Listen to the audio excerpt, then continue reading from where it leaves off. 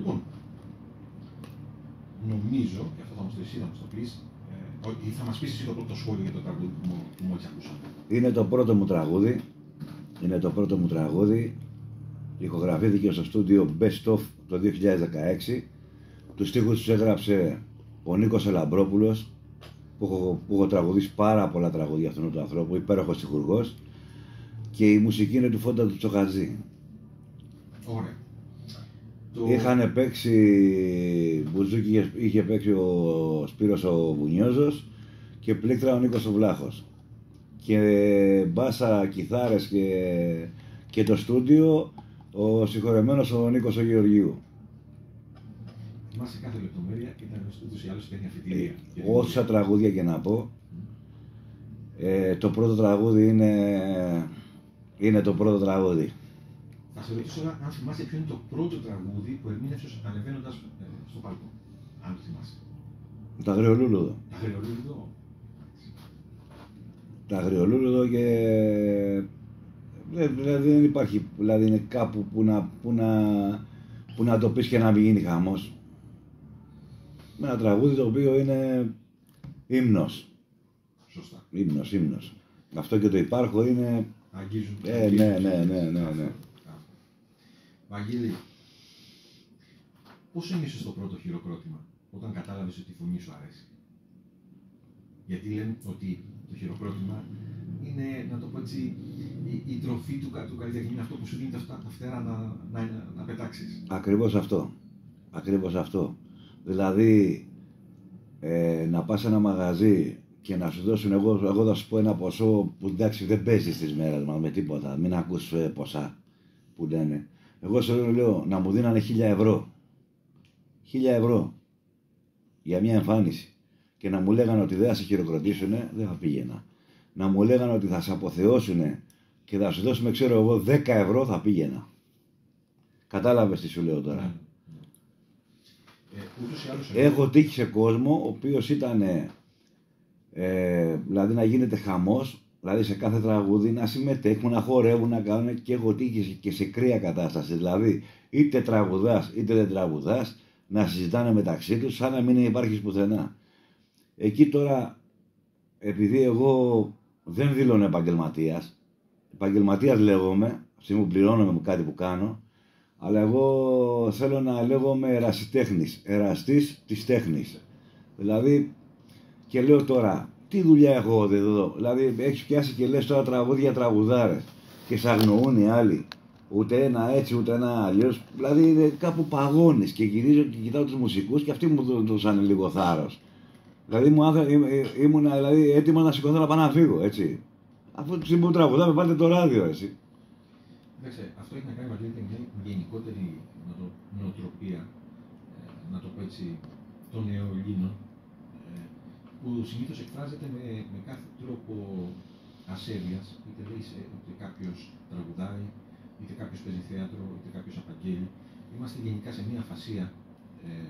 Δηλαδή ο άλλος ξεκινάει να πει ένα τραγούδι και ο άλλος σηκώνει το χέρι και φωνάζει, να το πω έτσι, που είναι το ποτό μου ή που είναι το κοκορέτσι μου ή που είναι οτιδήποτε. Ναι. Είναι γενικά μια κουλτούρα που έχουμε τα τελευταία χρόνια. Η έλλειψη σεβασμού σε βασικά πράγματα, κυρίως στην τέχνη, στον καλλιτέχνη που έχει απέναντι σου. Κάτσε σπίτι σου, όπως είπες, και βάλει ράδιο, αν δεν θες να ακούσεις. Ναι, αλλά από την άλλη τον δικαιολογώ τον κόσμο, γιατί ζούμε καταστάσεις δύσκολες. Έρχεται ο άλλος να ξεδώσει και βρίσκει τον άλλον σε μια κατάσταση η οποία μπορεί να είναι χάλια. Δηλαδή, ό,τι και να συζητήσει ο άλλος μεταξύ του, δεν είναι κάτι. Δεν πάει και κάτι καλά. Τι να λέμε, ότι πάνε όλα καλά? Δεν πάνε. Δεν πάνε, αλλά πάμε να ακούσουμε το Βαγγέλη. Εντάξει, και θέλω να σου πω ότι γι' αυτό μπορεί να υπάρχει αυτή η παγωμάρα. Γιατί ο άλλος δηλαδή έρχεται να διασκεδάσει και ξαφνικά του έρχονται τα προβλήματα στο κεφάλι. Δεν τον αφήνουν τον κόσμο να ηρεμήσει, δηλαδή να ξεδώσει, ρε παιδί μου. Εγώ θα σταθώ περισσότερο σε αυτούς που πάνε και θυμούνται αυτά που δεν μπορούν να κουβεντιάσουν. Είτε γιατί είναι όλη τη μέρα στο κινητό τους, είτε γιατί ξέρω εγώ. Άλλο πάλι αυτό. Θυμούνται να τα κουβεντιάσουν και πολλές φορές κάποιοι είναι και φωναχτά. Την ώρα που άλλος ξεκινάει να το ακούσει, ή εγώ που έχω έρθει να σε ακούσω, να σε απολαύσω, είμαι υποχρεωμένος να ακούω τον άλλον δίπλα μου να τσιρίζει και να λέει τα δικά του, ξέρω. Με Ναι, ενοχλεί και εμένα. εκτός από το- εμένα ναι, με ενοχλεί εκτός από αυτό που σου είπα, η αδιαφορία ορισμένες φορές, και αυτό μου έχει τύχει μια φορά και πρόσφατα κιόλα. Με ενοχλεί το άλλο, να τραγουδάω και να έρχεται ο άλλος να θέλει ντε και καλά να τραβήξει το μικρόφωνο να τα πει μαζί μου για την ώρα. Άσε με, ή να μου μιλάνε σε αυτή ότι θέλει το τάδε τραγούδι, εγώ κλείνω τα μάτια μου και εκείνη την ώρα είμαι στον κόσμο μου. Δεν τα έχω γραμμένα κάπου να τα διαβάζω όλα ένα μήλο. Εγώ τα τραγουδάω και πιάνω, ξέρω εγώ, το απορώ, το ήρθα και από στα σκαλοπάτια σου και έχω δώσει να πούμε, δηλαδή έχουν πεταχτεί φλέβες και πραγματικά δίνω τον εαυτό μου εκείνη την ώρα. Και έρχεται ο άλλος και μου λέει να πούμε ντομάτα και τις μαργαρίτες, το έχεις. Τι να του πεις εκείνη την ώρα αυτόν, δηλαδή, εντάξει, έλεος. Τώρα θα πω το εξής, ότι επειδή πολλοί τον είχαν κατηγορήσει, έτσι, αλλά κάποια στιγμή που ο Νότης Φακιανάκης κατέβαζε κάποιους έξω κάτω ή τους έβγαζε έξω, τον είχαν χαρακτηρίσει περίεργο, ιδιόρυθμο και οτιδήποτε. Θα μου πεις, ναι, έχουμε φίλε, το ότι πληρώνω δεν σημαίνει ότι μπορώ να κάνω τι θέλω σε έναν χώρο. Και αυτό το ζούμε σε όλους τους τομείς αυτή τη στιγμή. Κάποιοι θεωρούν ότι από τη στιγμή που μπαίνω μέσα και πληρώνω, μπορώ να ισοπεδώσω τα πάντα. Να αγνοήσω, να δείξω ασέβεια. Ναι. Δεν είναι έτσι. Εκεί φταίει ο επιχειρηματίας. Δεν φταίει ο τραγουδιστής. Ή άλλη έρχεται να πούμε για αυτά και γδίνεται μπροστά σου και σου κάνει να πούμε ιστορίες. Κάτσε, όπα ρε κοπελιά, τραγουδάω και την σε βάσου αυτό που λέω. Δεν ψάχνουμε για γκόμενα, όλα και όλα. Αυτά χόρεψε, κάνε, μην ενοχλείς τον τραγουδιστή, μην ενοχλείς τους μουσικούς, άστους να βγάλουν το αποτέλεσμα που θέλουν. Να τα λέμε και αυτά. Είναι ορισμένοι πάλι εντωμεταξύ, να τα λέμε και από τη δικιά μας τη μεριά, που ψοφάνε για τέτοια.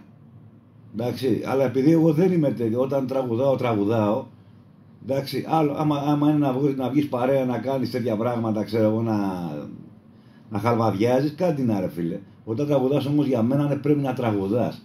Γιατί ο άλλος που δίνει τα 5 ευρώ, σου βάζω εγώ 5 ευρώ, να πιει ο άλλος ένα κατρούτσο, ένα κρασί. Να φύγει ευχαριστημένος, γιατί δεν είναι όποιος χαλάει. Ή το άλλο που μπορώ να μιλήσω, δηλαδή να πω και κάτι άλλο. Πας σε ένα μαγάζι και έρχεται τώρα είναι μια παρέα με μια οικογένεια που έχουν πάρει, ξέρω εγώ, αυτά που πρέπει να πάρουν σε μια οικογένεια, τα πρέπον. Παίρνει ο άλλος μια μερίδα πατάτες, παίρνει ο άλλος ένα λίγο κρασάκι και σου λέει θα τη βγάλουμε να με φτηνά, θα ακούσουμε όμως τραγούδια.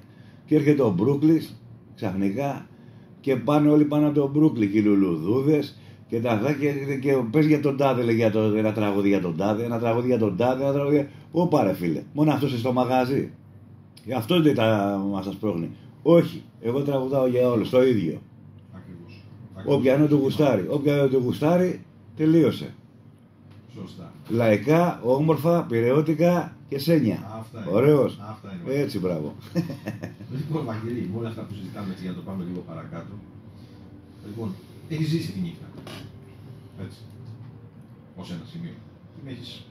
Είσαι μέσα στη νύχτα. Ναι, βεβαίως. Και σαν πελάτης και σαν γκαρσόνι. Από τις εμπειρίες σου, γιατί εμείς εδώ με τη νύχτα έχουμε μια ερωτική σχέση. Έχουμε και τον καλό μας φίλο, τον Θάνο τον Αλεξανδρή, ο οποίος έγραψε το «Αυτή η νύχτα μένει», το βιβλίο που οποίο πέρσι έπαιζε στη Πρέφεια. Ο Θάνος είναι Αρτακιανός, είναι φίλος, είναι ο άνθρωπος, να το πω εγώ, το λέω ότι είναι ο αρχιερέας της νύχτας όμως της δεκαετίας του 80, του 70, του Σκυλάδη. Ναι. Λοιπόν, και όλα αυτά τα έχει καταγράψει. Το σκυλάδικο είναι παρεξηγημένο. Ακριβώς. Το σκυλάδικο είναι παρεξηγημένο. Γιατί είναι παρεξηγημένο? Σου λέει άλλος σκυλάδικο. Τώρα με πηγαίνει σε άλλο πράγμα που ήθελα να τονίσω και να πω. Λέω άλλος έντεχνο. Τι έντεχνο, δηλαδή εμείς τι είμαστε, άτεχνοι? Δεν το καταλαβαίνω. Τι σημαίνει έντεχνο? Άλλο το ένα τραγούδι, άλλο το ένα, άλλο το άλλο. Αλλά μη μου κάνετε διασκευές, ειδικά στα τραγούδια του Καρατζίδη. Λέει το ψωμί της ξένη. Όχι κυρία μου, έχει ρυθμό. Το ψωμί της ξενιτιάς. Αυτό που το έχει, αυτά είναι Ευαγγέλια, δεν τα πειράζεις. Όπως είναι τα Ευαγγέλια που βγαίνει ο παπάς και θα το τραγουδήσουν όλοι το ίδιο